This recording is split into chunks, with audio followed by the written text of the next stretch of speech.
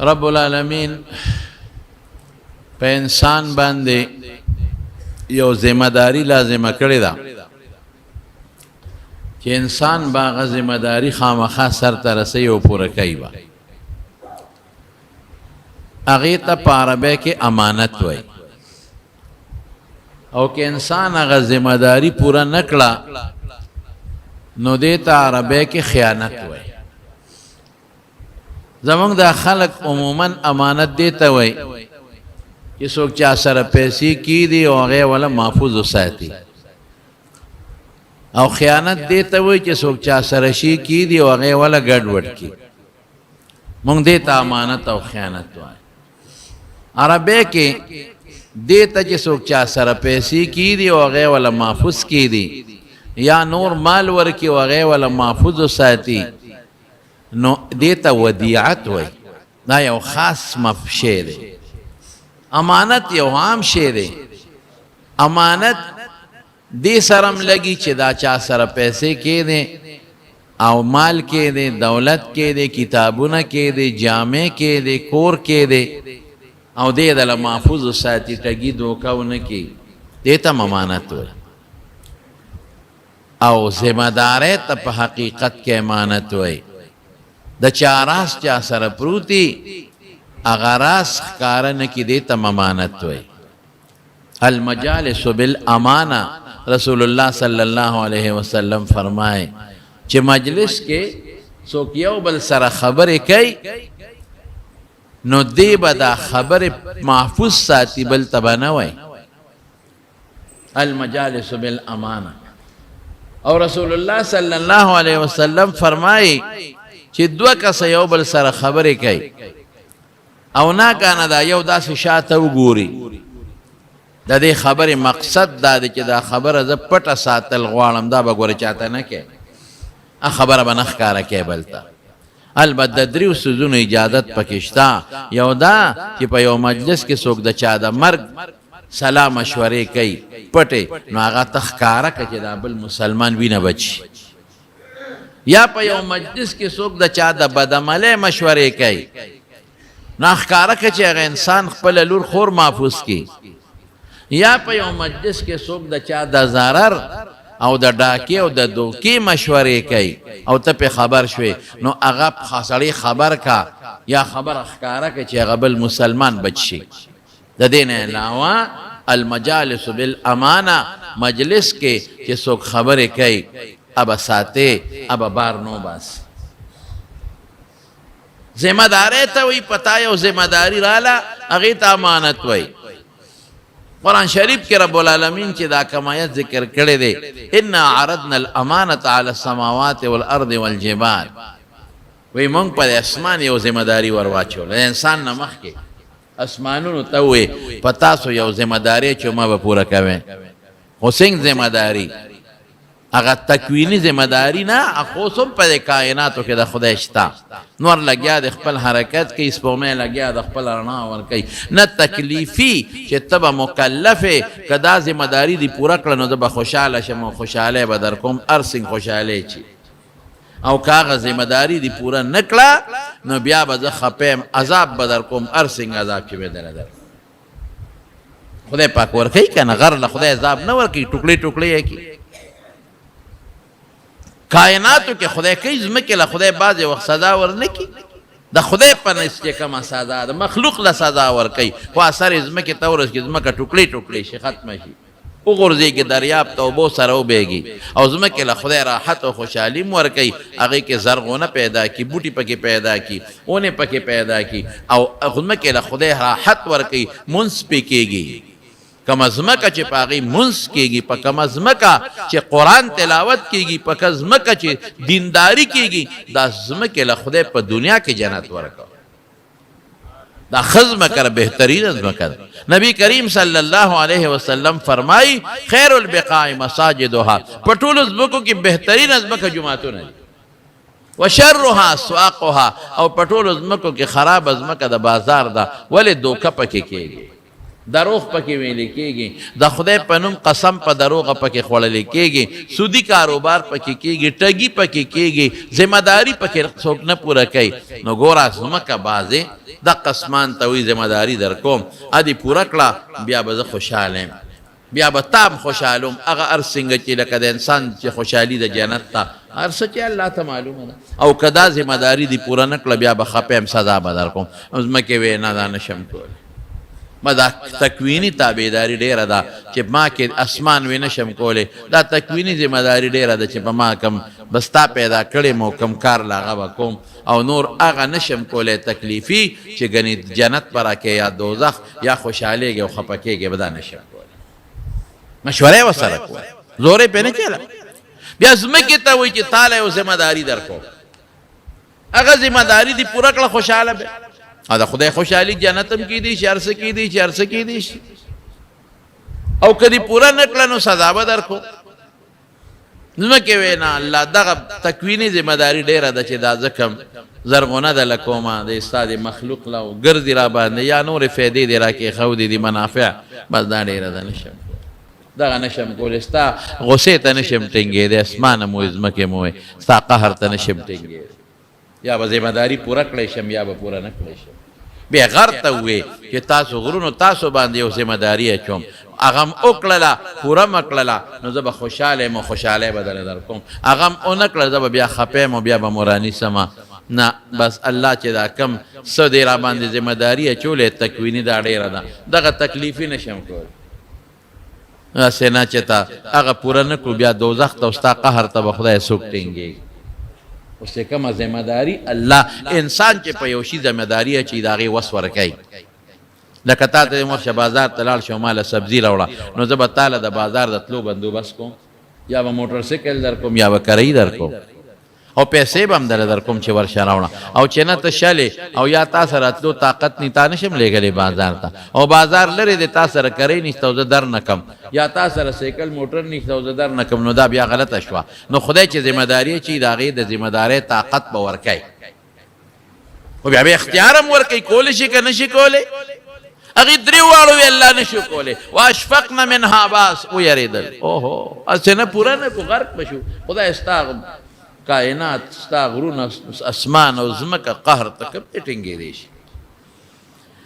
بیا الله انسان ته وایي تا باندې یوه ذمہ داري اچوم، کولی شي که نه شي کولی. تکویني نه تشریعي ذمہ داري، تکلیفي ذمہ داري، که دې وکړه خوشحالي او جنت به در کوم، او که دې ونه کړه بیا به نه در کوم، بیا به عذاب در کوم. الستو بربکم قالوا بل، کوم انسان سینه وړه بوله الله را واچوه، کولی شي کولی شم را واچوه. وحملها الانسان، اوس الله دا ذمہ داري کوم ځای اچولې ده؟ آدم علیه السلام د شان یې ویستل اچولې ده، او که عالم الارواح کې اچولې ده، جنتونو کې را یو ځای کړي ده اچولې ده، کوم وخت کې الله ته پته ده. خو الله قرآن کې وایي زه تابعدار را واچوه، انه کان ظلوما جهولا، ما ته مخکې نه ده ما په علم کې پته وه. الله وایي چې دا ډېر ظالم دی، دی دروغ وایي، دی به دا کار نه کوي. دا ناپوهه دی، پوه نه دی، دا ډېر ناپوهه دی، دا د مخکې نه ده کې جهالت پروت دی. بس ګوره څومره زر یې فوراً شی قبول کړه، اوس دا ذمہ داري به څوک پوره کوي؟ دا به څوک پوره کوي؟ نشي پوره کولی. هغه ذمہ داري رسول الله مبارک د هغه صحابه پوره کړې ده، او موږ ته ویلي دي چې پوره کړي، او اعلان کوي یا ایها الذین آمنوا لا تخونوا الله والرسول. اے مؤمنانو ګورې خدای او د خدای رسول سره خیانت ټګي مه کوئ، چې کومه ذمہ داري پوره کړې ده هغه در باندې اچولې ده هغه پوره کړئ، پوره کړئ. یا ایها الذین آمنوا لا تخونوا الله والرسول وتخونوا اماناتکم وانتم لا تعلمون. خدای سره به هم ټګي نه کوئ، ذمہ داري به پوره کوئ. د خدای رسول سره به هم ټګي نه کوئ، ذمہ داري به پوره کوئ. ځان سره به هم ټګي نه کوئ، ذمہ داري به پوره کوئ. دا به خامخا ذمہ داري پوره کوئ. وانتم تاسو خیانت کوئ، دا پوره نه کوئ، لا تعلمون. او بیا رب العالمین دې پس یو ټکی وایي واعلموا انما اموالکم واولادکم فتنه. د دې ذمہ دارۍ په لاره کې به مال رکاوټ جوړېږي، بچي به رکاوټ جوړېږي. دا به رکاوټ جوړېږي. وان الله عنده اجر عظیم. مال بچو ته مه ګوره، خدای ته وګوره، اجر به خدای درکړي. اوس یو څو د ذمہ دارۍ خبرې درته کوم. موږ وایو امانت دی ته وایي پیسې ورکا دا به محفوظي، مال ورکا دا به محفوظي. نه، په هر چا ذمہ داري ده. د ټولو نه مخکې په ما دا ذمہ داري ده چې د الله چې کوم عقیده ما ته ویلې ده هغه عقیده به خپله محفوظ ساتم. مونځ کې یو ذمہ داري په ما پتا ده به پوره کوې. د مونځ هغه ذمہ داري مونږ پوره نه کړه، ډېره پوټینۍ ذمہ داري ده مونږ پوره نه کړه. د مونځ هغه څه ذمہ داري ده؟ 2 رکعاته مونځ، افسار 4 د ماسپښین، مازدیګر، ماسخوتن 3 د ماښام. دا به په هغه طریقه کې په کومه طریقه رسول الله مبارک کړی دي. صلو کما رأیتمونی اصلي. پیغمبر نمونه د اسوه حسنه چې زه څنګه مونځ کوم هغسې به کوې. هغسې وکړه مونږ درز او دروز هم جوړ کړی. مونځ ته ماړو سوچ ونه. د 100 روپو ټماټر چې الو څومره پکې سوچ او فکر کو لټو چې خراب رانه کی، او د کروڑونو روپو مونږ کې مونږ پکې سوچ تکو. او هغه نور امانتو توبه واسه. نبی کریم صلی الله علیه وسلم چې هجرت کوي د مکې نه مدینه منورې ته، د کافرو د لاسه هجرت کوي. د مکې خلک ټول دشمنان دي، په وطن کې نه پریدي. او دغه وخت کې پیغمبر علیه السلام سره پردي مالونه پراته لري امانت. دغه وخت د پیغمبر نه مخکې امین او امانتګر، او د نبوت نه وروسته امین دی امانتګر. د کافرو مالونه ور سره پراته دي. حضرت علی رضی الله عنه راوستو او په خپل بستر سملو. وی علی د ما په دې بستر سملا، کافرانو بیګا اراده کړې ده په ما په کور به حمله کوي. جبریل علیہ السلام د کافرانو د میټینګ ټولې خبرې حضور پاک ته رسولې. رسول الله مبارک علی پرېښود، وی موږ به د شپې وځو او ته به سار وختي چې ما سره څومره امانتونه دي د هر چا چې دي د کافرانو مشرکانو د هر چا ابه خلکو ته واپس کړي، نو موږ پسې راځه مدینې منورې. اوس داسې وخت کې دې ته امانت وایي. وی به چې راشه دوی ما نه پرېږدي، په وطن کې مې نه پرېږدي، زما ملګري نه پرېږدي، وهي ټکوي یې، ما سره ظلمونه کوي، په شا راته لرې اچوي، د دې دا مالونه غنیمت ته وړه نه ورکوم. د امانتونه دام ځان سره مدینې ته وړم. لیکن د دواړو جهانو مبارک سردار د خپل هغه دشمن چې کلی وطن کې نه پرېږدي، د خپل هغه دشمن چې صحابه سره وردي پورې ملنډې او ټوقه استهزا کوي، علي پرېږدي په خپل کټ. وي دا امانتونه به سار واپس کې بیا موږ په سرې مدینې ته راځو. غزوه خیبر کې د خیبر جهاد دی. خیبر کې ټول یهودیان راغونډ شوي دي او د مسلمان خلاف سازشونه شروع دي. د مدینه یهودیان هم لاړل خیبر ته. خیبر ما لیدلی د مدینه منورې نه 160 او 170 کیلومتر مزل دی وت. ما خیبر کتلی قلاګانې پکې اوس هم شته چې کومې حضور پاک مبارک او د هغه صحابو فتح کړي، او اخیري قلا د غر د پاسه اوچته ده چې کوم حضرت علی رضی الله عنه فتح کړې ده. نو دا خیبر ته ټول یهودیان راغونډ شوي او د مسلمانانو خلاف یې سازشونه کول، زبردست سازشونه. غزوه خندق کې چې د مکې کافر رالل او حمله وکړه په مدینه منوره، د حویه ابن اخطب چې کوم د یهودیانو مشر و د هغه سلاکاري او د هغه سازش پکې په منځ کې په غطفانیانو وګرځېده، د اجرتي قاتلانو ډاکوانو. وی د خیبر چې څومره کجورې کال کې کېږي نیمې به تاسو له درکو، خو د مکې مشرکانو سره ملګري شي او په مسلمانانو حمله وکړي. دومره سازشونه یې کول. نو حضور پاک لاړ او په خیبر یې حمله وکړه. دی په خپلو قلاګانو کې بند شو. نبی علیہ السلام چې څنګه راغی دي سار وختي پیغمبر مبارک حمله وکړه. دوی چاریانې په اوږه او پچې ورسره وې په لاسونو کې. ځکه خو زمیندارانو چې نبی علیہ السلام ولیدي محمد والله محمد والخمیس، دا خو محمد دی صلی الله علیه وسلم دی، لښکر دی ورسره. او پیغمبر علیہ السلام مبارک او فرمایل الله اکبر انا اذا نزلنا بساحه قوم فساء صباح المنذرین. مونږ چې کلم په یو قوم حمله وکړو بیا ګټه زمونږ یغوی بربادي، دا غي زمانه او دا غي سار دا بیا تباہ او بربادي. مونږ له خدای فتح راکړي. مسلمانان غیر چاپیره دي، محاصره د دوی د قلاګانو کړی دا. یو یو قلا فتح کیږي او چې کومه فتح کیږي نو دا يهوديان بلې لمنډي وای. افتکیږي دی بلې لمنډې وای بلا قلاګانې دي او ټولې قلاګانې محاصره دي مسلمانان ته تاو دي سخت وخت د خیبر او يهوديان دي او سخت مقابله دا سه وړه مقابله نه ده او یخنیم ده او صحابه وګیم ډیر زیات وګي دي په پردي وطن کې ډوډۍ کم ده چې طالب وسو پخه کې تاسو غنم کم د مدینه نه خدان سره نشي وړي کم دي ځان سره ستوان متوان دا سيزونه وسره دي رسول الله مبارک او ځل صحابه ډیر وګي وي ستوان راغون کې چا سره یو کاس او چا سره دوه کاس چا سره لګ چا سره ډیر هغه یو ځای کړ او بیا پټولو باندې په شریکه تقسیم کړ وګیم ډیر زیات دي په یو قلا کې وشپون کې د اسود وته وي اسود د ډیرو صحابو نومونه دي اسود راعیده ته وي شپون کې دي د رنگ نم تک تور دی او د هغه افریقي ممالک مونږ ته حبشه وایو حالانکه حبشه د یو خار نوم دی یو ملک نوم دی د خود ار تور ته خلک حبشان وي د هغه علاقې تک تور دی او شپون کې د شپون کېان غریبانان خو جامې مشلیدلې وي سپلیم نیمګړي وي یا وی یعنی هغه به د خلکو چیلې ګډې سرولې په مزدورۍ باندې د خلکو ګډې چیلې په مزدورۍ به سرولې نو شپون کې په قلا کې ګیر دی ګډې چیلې هم ګیرې دي د شپون کې د خپلو خلکو ته وې چې دوه خبرې دي یو خدا چې زه دلته ګیرې ما او ګډې چیلې هم دلته ریګیا نشته نو که ستاسو خوښه ده به دا ګډې چیلې بارو باسم زه شپون کې سړی ما ته څوک څه وایي نو دا ګډې چیلې به وسرومه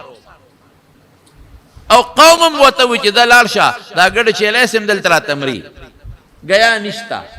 نو دا بارو با صدا به مسره او موږ له جاسوسي به مو کې دا محمد صلی الله علیه وسلم او د مسلمانان د وړې راخل ګډ چیلې خود د نه دي د خلکو دي لکه په خوا بدل تشپون کیانو په خوا د مونږ په دې مونږ چې واړو د شپون کیانو او دی به د شپانه به د خلکو بغواګانې او ساروي شعر چا به سار او شلل شپون کی به بوتل په دې مقبره کې او په دې پټو کې به سرول او مازیګر به شپون هغه خپل ساروي را وستل ارغوا ار ساروي بخپل کوړته ته اوس هم په دې خېش کو په دغه علاقه کې دا رواج شته خو د مونږ علاقه کې اوس هغه دشت لاړې ختم شوي او هغه پټی نشته چې پکې اوس ساروي سره کېږي په ډېرو علاقو کې دا رواج اوس هم شته هغه چې ګډه چیلې راوستي هغه غریب مزدور دی پر دې ګډه چیلې دی او هغه سره د مسلمانانو خوا لرالل چې څنګه رالل مسلمانانو تر نږدې شو نو مسلمانانو ته وای ستاسو بادشاہ کم ځای دی هغه لرالل زه خو شپون کې ګډه چیلې سروم ما دي جنگ سره کار نشته خو تاسو نه تاسو کوما ستاسو بادشاہ کم ځای دی وی زمونږ بادشاہ هغه دی بادشاہ خو زمونږ نه دی او نه زمونږ بادشاہ شته خو زمونږ یو مشر دی مونږ ورته رسول الله وایو د خدای پیغمبر نو مونږ څه بادشاہ یو دا نظام نشته وی هغه سره ملاقات زه کولی شم ته خو شپون کې ما بادشاهان خو هغه زمانه کې کسرا د فارس بادشاہ هرقل د روم بادشاہ د چا پلاره مو سره ملاقات نشو زه هغه سره ملاقات کولی شم هغې بالکل کولی شي کله چې ته غواړې ملاقات کولی شي وی محل یې کم ځای دی ای بادشاه خو به لوی محل دا دومره صحابه او مسلمانان چې راغلي خدا خو یو لوی بادشاهي محل وی وی محل خو د هغه نشته مخامخ د کجورو د پاڼو سپر دی هغې کې هغه د ملاس دی محل کم دی ګډه چیلې زما به امانتي دا پرېږدم دلته هغه صحابو ته یو پرېږده سري به ځه که ته هغه سره ملاقات کې هغې پورې مونږ ستا د ګډو چیلو سوکې کړو اس فکر چې ونه قسم په خدای صحابو کې بنا رحمو پکې په کافرانو رحمو چې کوم کافر به د اسلام خلاف سازش کاو او کوم کافر به د پیغمبر خلاف سازش کاو نو بیا به اشداء علی الکفار او چې داسې بنوا نو کافرانو باندې به رحم کاو پیغمبر مبارک په خپل رحم کړي خپل عبادت کې او اسلام ته تکلیف نه پیغمبر ته تکلیف نه د پیغمبر او د قران او د دین خلاف سازش او ګستاخی نه پروا نشته خپل کار کوي صحابه یې دا ګډه چیلې مونږ بساو کې کو ملاوي کې ورشاغه نغه کې ناس ته دا کجور دا سانګو پانو لاندې ملاسته دی ورغه د بیا وی چې د سره ملاقات کومه نو داغه سیکریټری وي ناظم وي بل وي هغه سره بنوم لیکم لکه څوک چاله گورنر صدا خو ډېر ګران کار خیال تا ورغه وستاسو پیغمبر سره بسنګ ملاويګم زموږ پیغمبر سره وي او وي دغه مخامخ ناس ته ورشک راغه رسول الله صلی الله علیه وسلم کېناست ورسره حضور پاک ته وی ته سله راغلی دا دومره خلک دې سله راوړي راوستلي سله راغلی وی زه دې له راغلی یم د خدای دعوت چلوم چې دا خلک یو الله ومني دا مې مقصد دی یو خدای ومني او الله له شریک نه ګڼي زمارونو د پیغمبر علیه السلام د بعثت او د نبوت مقصد توحید د الله تعالی وحدانیت او په خلقو الله یو منل دا بنیادی عقیده ده دا چې څومره محنت حضور پاک مبارک کړی دی او هجرت یې کړی دی او څومره جهادونه یې کړي دي او تکالیف برداشت کړي صحابه او ښځې او بچي پرې ښودي دي قسم په خدای بنیادي همدغه عقیده ده د مکې مشرکانو خدای منه شرک پې عقیده خرابه څنګه شرک پې کوو هغې به دا بوت دا زویره کوي دا بیماری جوړوي دا باران کوي او دا به د قیامت پر ورځ موږ له د خدای په دربار کې سفارش کوي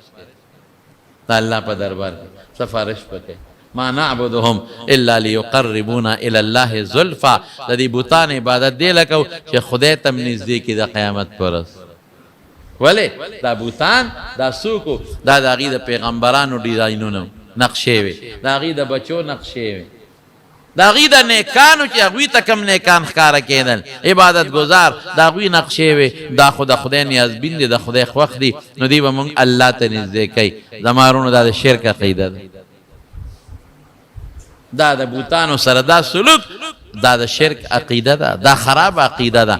ذات کې به یو الله منو دو به نه منو یو به منو او په صفاتو کې به یو وحدت د الله چې کوم صفات دي مخصوص ابا صرف د الله منو د مخلوق به نه منو دا به عقیده چې بچي به الله ورکوي بل څوک نشي ورکوي دا به عقیده چې بیماری جوړوونکې او چې بیمار راوستونکې الله دی اسباب به استعمالو ډاکټر لبزو حکیم لبزو دم به استعمالو خدا به وایو چې دا ډاکټر دم او دا دارو مونږ نشي جوړولی په دې ټولو کې به د شفا اثر څوک پیدا کوي وایه الله وکړه دا به عقیده ربوبیت دا الله کارونه دا الله صفات الله چې کوم کار کوي کولی شي بل څوک نشي کولی قسم به خدای کوي بل څوک دا به الله کوي دې ته عقیده توحید د وحد الله د وحدانیت نو زه دې دپاره راغلی ما دې دپاره چې دې خلکو ته ووایم چې یو الله ومنه شرک مه کوئ د الله سره په ذات کې د الله په صفاتو د الله په کارونو کې ربوبیت وغیره په دې کې به الله له شریک نه ګڼه مالک د خیر او د شر حقیقي رب العالمین به ګڼئ او زه هغې مقصد د خدای را لېږلی ما زمارونو لږ داسو ته پته را زمونږ جومات کې الحمدلله چې کوم ځای د مدرسې دپاره وقف شوی دی نو تاسو ته پته کار پکې ښه تیز روان دی که خیر انشاءالله نو ښه اخلاص نه پکې تعاون وکړئ سهار زمونږ د دې محلې یو ملګری راغی سهار هسې دا پکې منځ کې یو خبره راغله د دې محلې یو ملګری راغی زمونږ ګاونډي فضل شاه لالا خدای پاک دې وبخي الله دې په قبر انوار نازل زمونږ د باباجي خدمت یې کړی و زمونږ خدمت یې کړی دی د دې ټول کلي خدمت یې کړی دی په یو خپه به په دې کلي کې یو میرې پورې سرکي پورې ګرځېده فضل شاه لالا خدای دې وبخي ډېر ښه سړی او د جومات سره ډېره مینه وه یو وخت کې مونږ د دې جومات دپاره څه د ځای اراده کوله غریب به مونږ سره منډې میرې پورې والې روان زوی راغلی و دغه ماله لکه نوم هېر شو ناظم شاه مال 12,000 روپۍ غالبا په لفافه کې راکړه ډېره جزان دي غریبانان دي ډېره جزان دي ما ته دا 12,000 روپۍ به والې او دا به په دې مدرسه جومات کې ولګې دا به د ما د پلار دپاره آخرت دپاره ثواب شي غریب عجز دی قصبګر انسان عجز دی قصب چې کوي دا عجز دی دا غریبانان دي پردی ډوډۍ ته ناست دي غریبانان دا خدمتګاري غریبانان ما وی ګوره دا اوس د ده زړه کې یو جذبه ده څومره لویه خبره ده نن د پلار مینه د هغه لکې پرته ده نن د هغه لکې د پلار مینه پرته ده دا پیسې په بچو هم لګولی شوې دا بچې په ښځه هم لګولی شي دی پر ویرونو هم لګولی شي محتاجه دي غریبانان محتاج دی ما ته پته ده بې وسه دی اجدانه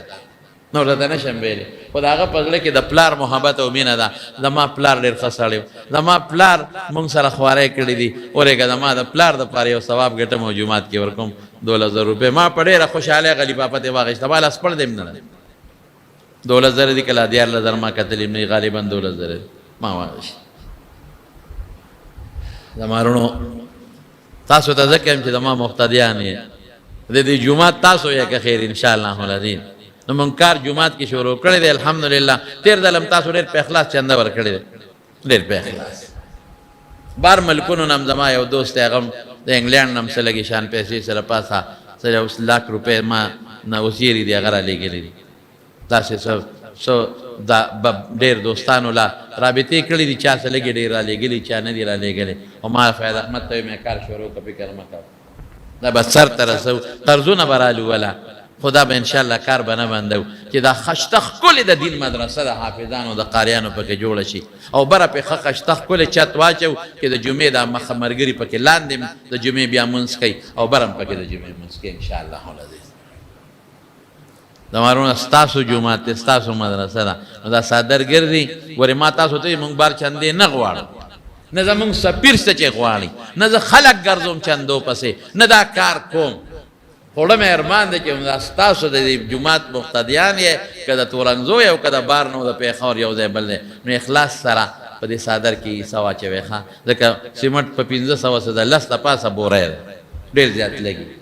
ډېر زیات لګي سیخ دی او څه د پاسه 1,15,000 دی که 12,000 روپۍ یو ټن دی او ټنونه به پکې لګي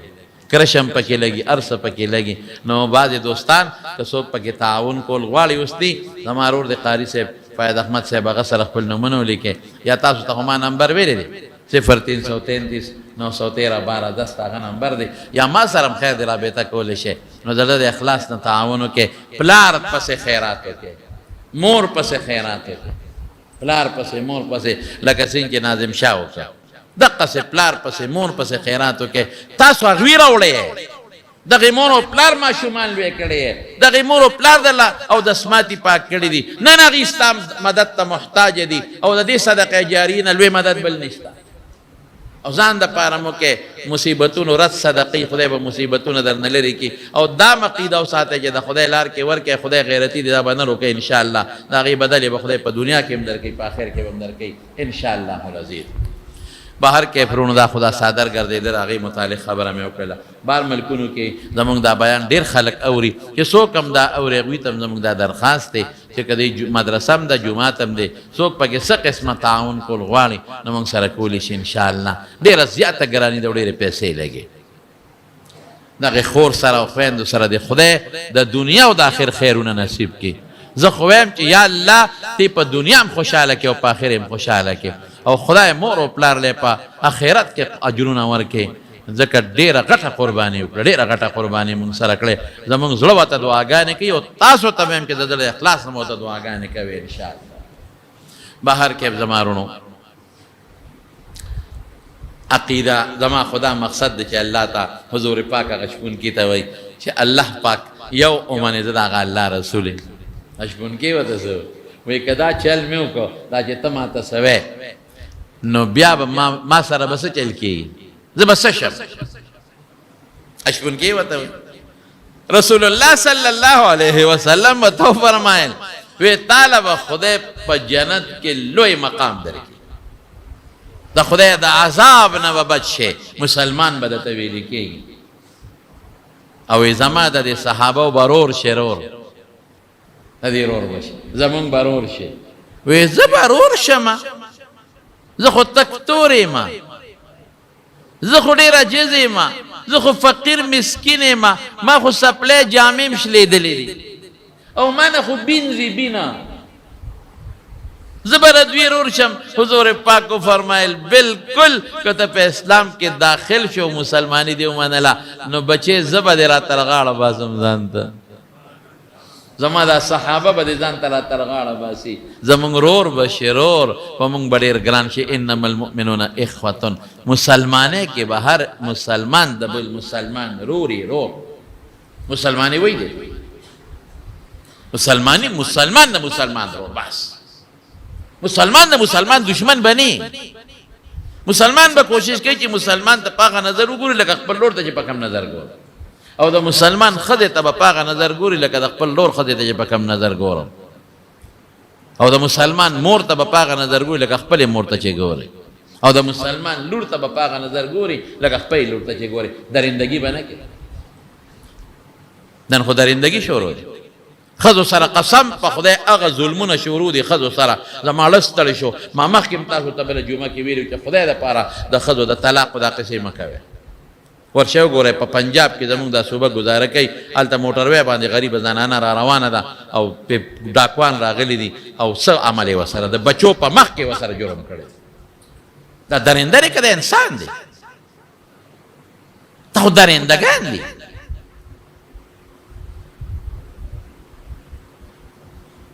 د شپې د لتر پاسې خزه کوزه د موټر نه بچی ته تخته خزه بچو پسې درمنډې وای شیشه ورته د موټر ماته او د ماشومان بچو په مخ کې د عزت اخلي د انسانیت خزه سره موږ څومره ظلمونه شروع کړی په کور کې دنه سونه ظلم کو سهار وختي ته چې د کټ نه پاسه نو بستر د ګډه وډه پرتای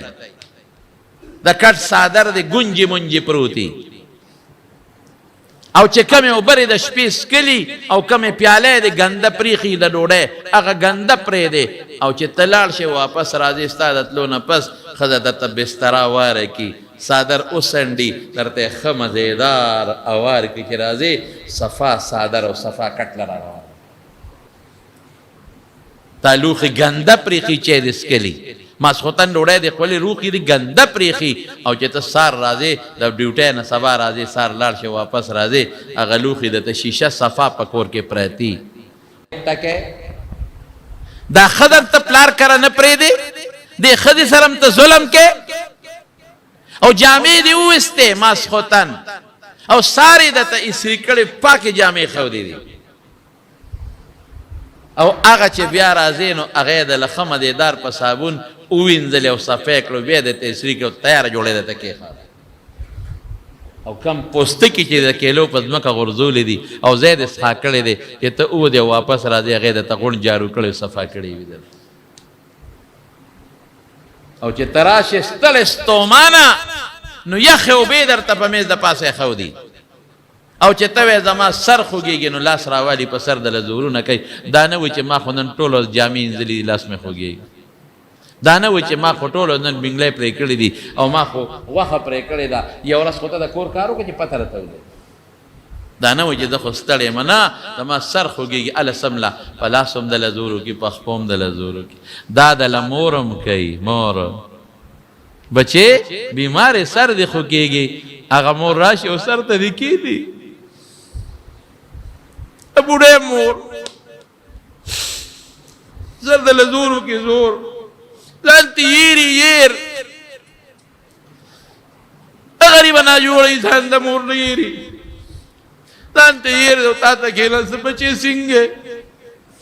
او تو تے موری تا سنگے وی جتا خیز خیمہ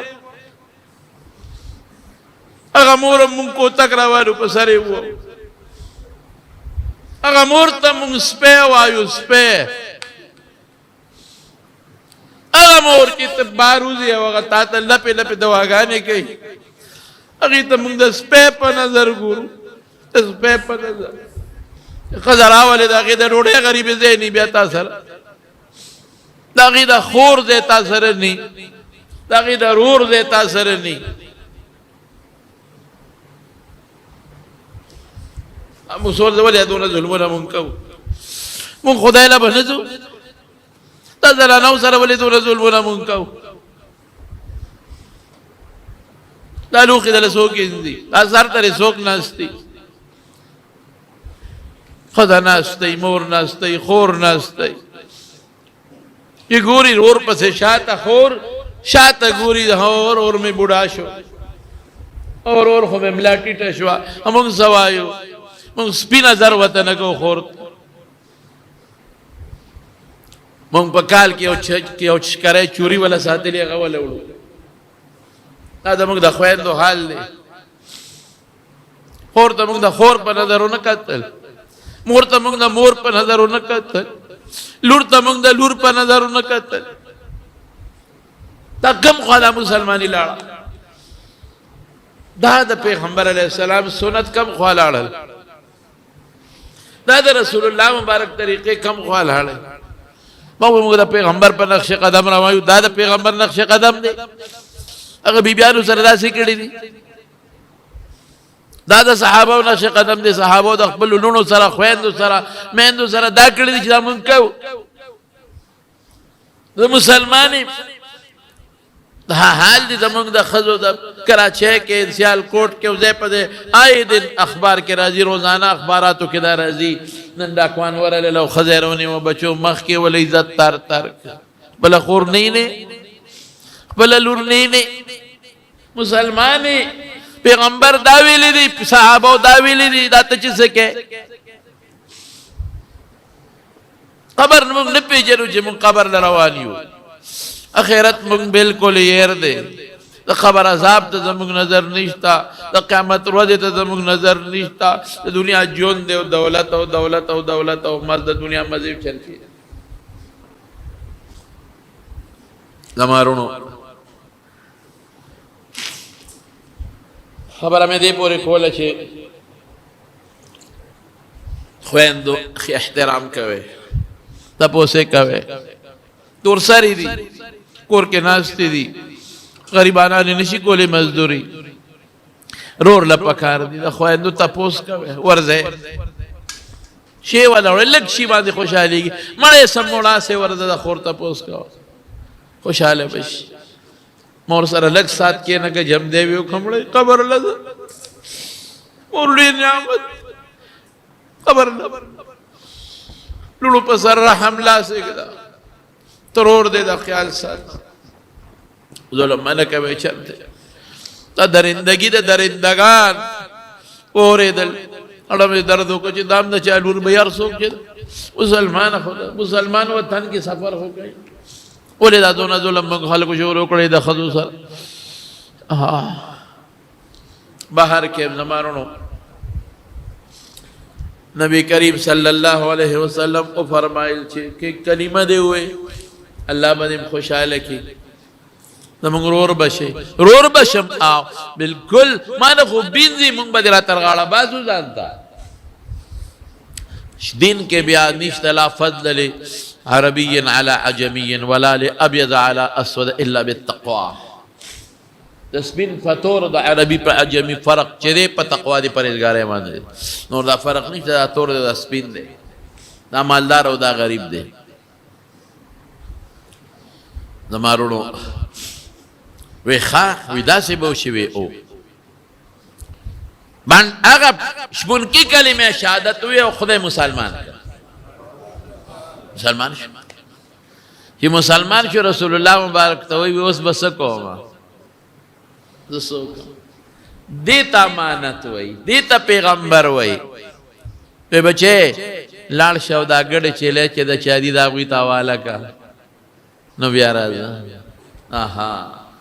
اس عقل سوی دلته عقل وی چې دا خو دشمن ګډ چيله دی، غنیمت ته بګوتراله که حمله پدې قلاو شوا دا ګډ چيله بني سو غنیمت وي. او لاس دراغه واپس یو او کم وخت دی صحابه دومره غریبانان اوږي دي، دومره چې دا يهوديانو نه خره راونی ول خره حلال کړل، خره دا کورنی خره او په کټمو کې غوښه باندې کړې. نو حضور پاک ته چوي چې صحابه خو خره حلال کړل او هغه په کټمو کې باندې کړې. وی الوازو کې مردار دي، هغه ته پته نه و غریبانانو ته. دغه وخت کورنی خره د هغې غوښې خوړل حرام شو، مردار دي. یو صحابي وی یو د وازګې یو دغه چاره ویشتله تیلې، وی ما ور ټوپ کړې وګیو ما، حالانکه بدبوی او بوی کاو چې شاته نو قتل حضور پاک مبارک لگا حیا اوږي دي غریبانا اس درک نه لګي. هم دغه ګډ چيله سبا غنیمت کې را حاصلې، لیکن دیش بن کې دوی بچي دا یو سا ال شابه دا خپل کسانو ته واپس کنو بیا راشه. ولی ځکه غوی تعالی دا ګډ چيله درکړي ته خو مزدوري یو معاهده ده وسره ستا، پتا ذمہ داری ده چې دا باغی له واپس بوزي، امانت کې خیانت باندې کې بچي شابه دا واپس یو سره بیا راشه. او به کې څوک داسې نن سبا دشمن مال سره او بیا هغه دشمن سره چې حمله دې پې کړې ده محاصره دې کړې ده قسم په خدای د رسول الله مبارک امین امین امانتګر او صحابو ته دا چل خو هغه ګډه چیلې واپس بوتله صحابه کش نه کوي صاحب دا خو غنیمت ته کنه دشمن مال دی محاصره کړی دا نه نه دا د دې بچی ذمہ داری د دې کشفون کې دی هغه ور کړی دی دا واپس بوزي چې خیانت را نشي دنیا کې او مثال پرېدم ګډه چیلې واپس راغی چراغ رسول الله مبارک ته وس بس کو ته حج وخم نه چې حج لږه او سو کې دا وخت لا حج فرض هم د مانځه وخم نه چې منځو کوم د روزې میاشتم نه چې روزي ونیسم غریب دې مزکاتم په فرض نه لري وس بس کوم به بس اوس کده خوخي نو تور بلاس کې والے jihad بوږي وی خچ jihad او کوم مړ شم سبکیږي خو لا غریب نه دی خبر کنه وی چې مړ شي الله و د جنت الفردوس ته ورسوي هغه جنت چې د الله د عرش د سوري لاندې دی او چې مړ شي وی زه خو تک تورې ما وی تک تورې خو که مړ شي تا نه به رڼا خیږي تا ته به د جنت حورې هرکلې او مرحبا وی وی دا دې توره راکړه توره یې ورکړه وجنګېد اتفاق ته ګوره شهید شو چې شهید صحابه ټول پې راغونډ دي وی دا څوک دی دا خو څوک ناشنا دي مونږ خو نه پېژنو نور خو ورته پته وه چې پلان کې دی زر اوچت کشه هغه لمبۍ او هغه د خیر په شهید لمبول خو نشته خخۍ دفن کوي خو دا خو ناشنا دی رسول الله مبارک وی دا هجوم او بله سره وی دا صاحب یو هلک شهید شوی دی څوک یې نه پېژني په تیر کې لګېدلی دی او که دا څنګه دی نو هغه ته خلک راغونډ دي نبي علیه السلام مبارک ورغی چې ویې کتل وی دا زه پېژنم تاسو نه پېژنئ خو دا بچی زه پېژنم هغه بچی دی چې د نه لمونځ وکړو نه روژه ونیوله نه زکات ورکړو نه حج وکړو نه نیک عمل وکړو خدای جنت الفردوس ته ورسوي وایي دی ما ته دې وخت کې په جنت الفردوس کې ښکاري دا بچی او دا بچی دې وخت کې ما ته د حور عین سره خشته و حور سره ښکاري او دا بچی دې وخت کې ما ته لکه د سپومې خشته ښکلې رڼا ښکاري دا بچی ما ته ډېر خوشحاله ښکاري لیکن امانت واپس ورس مکه مکرمه چې کله فتح شوه مکه مکرمه غیره خبره اوږده ده اوسه دا به درته بله جمعه کې ووایم خو زما وروڼو په مونږ ستاسو دا غټه ذمهداري ده غټه د مانځه چې مونږ په صحیح طریقه وکړو ویم کو غلط یې ونه په مونږ دا زکات ذمهداري ده چې مونږ زکات د هغه طریقې سره ورکړو چې کوم مونږ ته رسول الله مبارک ویلی او مونږ پکې ریا ونه کړو مونږ صدقه او خیرات په هغه طریقه ورکړو چې مونږ ته پیغمبر مبارک ښولی دی او مونږ په هغې کې ریا مو نه کړو او سبا دا مو نه وایو زکات مې در نه کړ خیر ښېګړه سره کوم او زما لغم خادی له اوس نه راځي نه لا تبطلوا صدقاتکم بالمن والاذى احسانونه به نه کوي او چاته ضرر رسوي صدقه به په دې نه بربادوي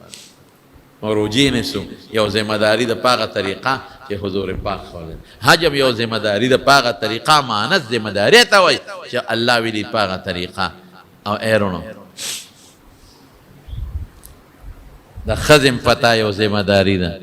هغې سره به هغه ژوند تېری چې څنګه الله او رسول تېر کړ څنګه رسول الله مبارک تېر کړی د بچو هم تا باندې یو ذمهداري ده هغسې ژوند به تېری چې کوم موږ د پیغمبر مبارک ښولی دی په بچو د پلار او د مور ذمهداري ده هغسې ژوند به تېری چې موږ د پیغمبر مبارک ښودلی او په افسر هم یو ذمهداري ده چې د خپل ماتح سره به داسې ژوند تېری لکه د بچو سره چې ژوند تېری او د کلاس فور او د بابو هم دا ذمهداري ده چې د خپل افسر سره به داسې ژوند تېری لکه د پلار او د تره سره چې څنګه ژوند تېری او د سرکاري افسر ډیوټۍ والا باندې دا ذمهداري ده چې وخت به پوره تېری ټګي به نه کوې په ډیوټۍ کې ډګي به نه کوې او د خزانې کې به کرپشن نه کوې کرپشن په تا ذمهداري ده خیانت به نه کوې خزانې سره ملک نه به کوې دا ذمهداري ده پتا دا ذمهداري ده چې ستا ملک دی دې ملک سره به هم ټګي نه کوې دوکه به نه کوې دا ټول ذمهدارۍ دي کنه پتا دام ذمہ داری د چې دله پیسې درکما چې مالا روجه راکا نو ګاډي والا من راکې صفا روجه برکې مساله راکا نو ګاډي والا من راکې صفا برکې غوخه راکا نو صفا برکې ګن براله نه راکې پیسې زیاتې والا دی خو زیاتې کېږي زیاتې بدر کم خوشي خشي راکا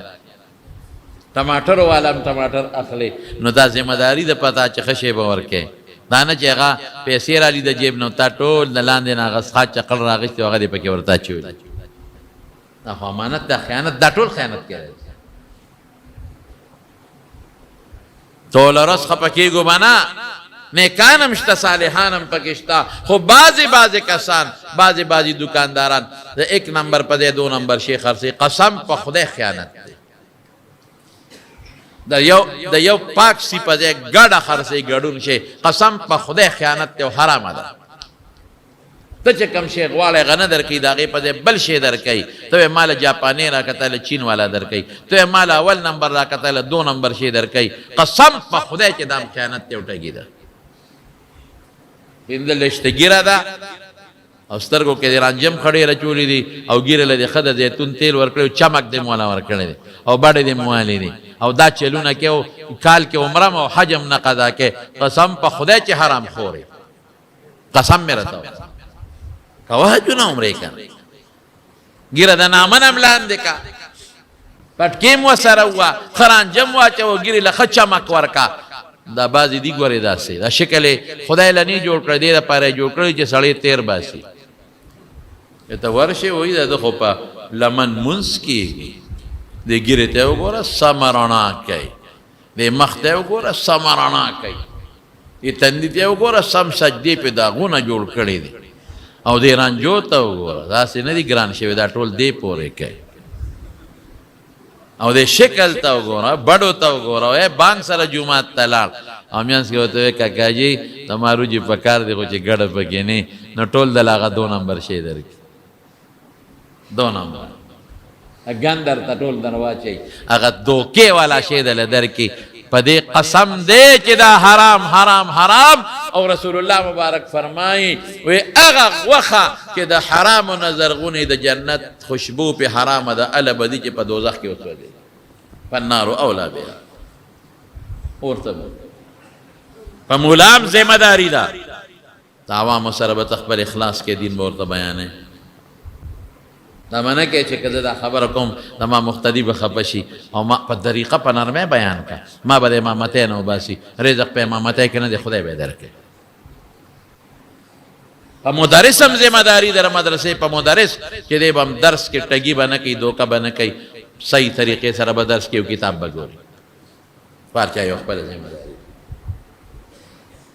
هلته مې نیمبوان اخېستل په پېښور کې ګاډي والا ته مې ګاډي ودروه او ښه لوی ګیری وه ښه شته و مزېدار ما وی که خیر انشاءالله سړی مې مونځ ته و دی به ښه شی راله دومره غټ غټ ټیمبوان مې په څو دي کیلو په څو دي وي په دې مې ښه دا سر والا نیمبوان به راکې ریټ مې سره ونه کوي چې ریټ زما د خوښې مال ستا د خوښې دونه هوښیار ریټ زما د خوښې مال ستا د خوښې مې ټیک شوه مې بس شابه وتله چې مې اوس تلې ورړمه کړه لاندې هغه سوبیرو په شان شنې رنډې ته تله ورړمه کړه ای کاکا دا بره وایي دا به په چا خرڅومه مې اوس غریب سړی مولیم نه جګ نه شم کولی نه ستغه ویلی شم ګنې زه به راته اوس لنډ جواب در کوم چې په هغه مور دی خرڅ کړه په چا خرڅه ما خو تا ته خبره خلاصه کړه که نه تا په خپله وایي چې ریټ ستا ما د خوښې او مال ستا د خوښې دا په چا خرڅوم رسول الله مبارک یو ځل راغی او غنمو کې لاس ومنډه لاندې لامدو سړي ته دا ویلې وایي باران پې شوی دی باران په بره کېږي که په لاندې کې لامده بره کېده چې خلکو ته پته ولګي موږ څه چل کوو موږ دغه لامده هغه ګن لاندې کړو ښه پې د پاسه کړو چې ګاګ پې دوکه کړو او ګاګ پې ووو او د شپې چې کور ته لاړ شو نو بیا څه چل کوو بیا موږ ښه ورېږه ډوډۍ وخوره نه ورېږه مونځ کومه تا خو لیټ شو که نه مونځ یاره یو څو رکعته نفل مې م کوله او منځ کې دې ټول ګن په خلکو خرڅ کړی دی ټول ارامه دې راوړی حرام به نه کوې حلال به کوې په دکاندار دا امانت ته ذمہ داری دا چې کم شی گاک ته نه اخلي اومه شی ورکه غلط بنا ورکه لگا گاټا قسم په خدای که په پیسہ کې پیسہ د انسان د راحت ذریعہ ده ګوره راحت نه دی دولت د انسان د راحت او د سکون ذریعہ ده راحت او سکون د چا په لاس کې دی عمرګری خبره کوله و خبرانه وبد شو وی روانو عمرې له نو ما عمرګری وړ ذات مالدارو نو ما غته چې لکه چې ته چلال شون چې ته دان لچ د نږدې دیوالو او عمرې د پارزو چې زم نږدې وي چې مکه ته حرم ته الله تعالی مرتا سال وی ماته مړه خو چې پیسې یې سره ملایويږي ولې سوچو نه وی ما وو تبياوي چې مړه دا چل وکاو دا یاره مړه چې پیسې سره څنګه مونږ کې چې پیسې په غرونو کې لارې وباس مالدار اوسه ډېر ښه څنګه دا سره سکه هر شي کې پیسې وی خیر لاړو الته خو بیا ځانځاني وي مې د بیت الله په دې پوړې ناشته او سره داسې لاس کې نیولې دي او دا چل کوي مې چې لکه څنګه چلې ولې په پښمنه مې نه کړې ولې دې پښمنه نه کړې وې سر مې خوږیږي نن پښمنه پاتې دي ولې دې نه کړې یاره ویرا پاسې د مغوټل تروارلم بلاره شو پکې ناغه سړی لورلم ویلین کې ودرېګا ویلین کې ودرېدم وې زما نمبر راته بانګي وې مې تا خو وې چې پیسار سکے ګر پیسار سکے نن د پښمنه ولې نه کې پیسار سکے پیسہ به سره او ډاکټر برته وي چې بابا علاج نه کیږي دا کور ته بوزه ځکه نه پیسې ته جوړ کوس پیسہ به سره زوی به بوزه شفاعت آغا خان ته غټو هسپتالونو ته بوزه او ډاکټر به وي 80 لک روپیا راو دا داخله کدی نه بغیر نه کیږي 80 لک به داخله کې بیا به ډاکټر وي یاره بس موږ خپل کارو کو استا بس دوا وته کوا ځکه نه پیسې ته بچ کړه پیسې ته جوړول شي پیسہ د انسان د راحت د سکون ذریعہ ده راحت او سکون پچا کې دی لکه الله کې هغه سره ذکر خو الله و یا ایها الذین آمنوا لا تخونوا الله خدای سره بټګی نه کوي دا خدای چې کومه ذمہ داری ده به پوره کوي ور رسول سره بټګی نه کوي چې کومه ذمہ داری ده هغه پوره کوي وتخونوا اماناتکم او هغه سو کوی لا پکې واپس کا چې خپل امانتونو تخونوا خپل امانتونو کې به ټګی بنه کوي او بیا وروسته ورپسې سوی یا وی انما اموالکم واولادکم فتنه تاسو د مال او د بچو د پر ټګي کوي او ذمہ داري نه پوره کوي دا خو ازمایش ته ګورم خدای الله چې سره دی هغه انسان د لپاره بهتر نو ان شاء الله هر انسان په دې پوي دی امانت ستوي ذمہ داری هر انسان په دې پوي دی چې په ما د خدای سره ذمہ داری ده په ما د رسول سره ذمہ داری ده او په ما د بنده سره ذمہ داری ده په ما د خزه لور خور گاونډي او زما د زمیدار او د امسایا او په زمیدار د نیک سره ذمہ داری ده اب پورا کړي ته امانت وای او چې هغه ذمہ داری دی پورا نه کلاغه ته خیانت وای نو خدای دې د خیانت نه وساتي او الله دې امانت پوره کړي